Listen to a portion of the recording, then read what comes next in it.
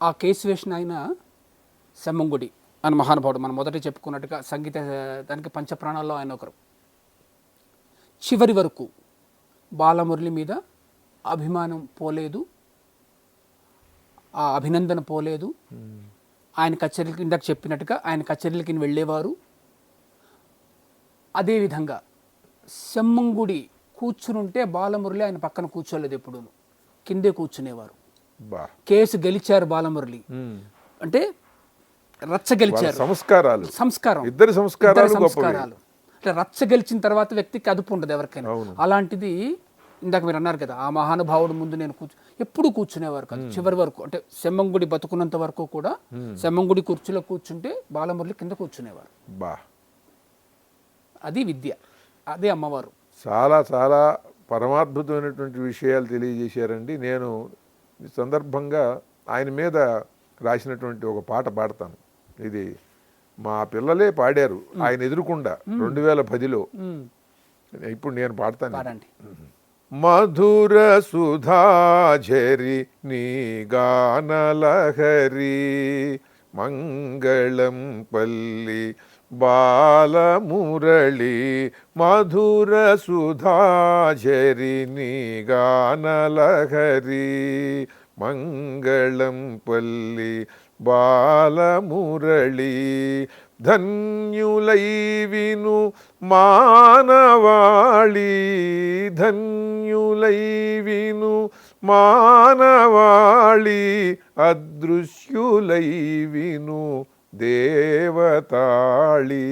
మధుర సుధాఝరి నీ గానలహరి మంగళం పల్లి బాలమురళి. త్యాగయ హృదయము అన్నమయ కవనము అర్ధమైనవి నీ స్వరమునా. శ్యామశాస్త్రియును పురందరదాసును కనబడినారు పద పదమునా. ముత్తు స్వామిని జయదేవ కవిని ముద్ర వేసితివి మా మనమునా. శివనారాయణ తీర్థుల కృతులకు జయశంఖమైతివి ఈ జగమునా. జయశంఖమైతివి ఈ జగమునా. మధుర సుధాఝరి నీ గానలహరి మంగళం పల్లి బాలమురళి. స్వరతాళములతోడ కరతాళములతోడ సల్లాపమాడును నీ తిల్లానా. జగమే రాగాల ఉయ్యాలలో ఊగు నీ జుగలు బందీల విను విందులోనా.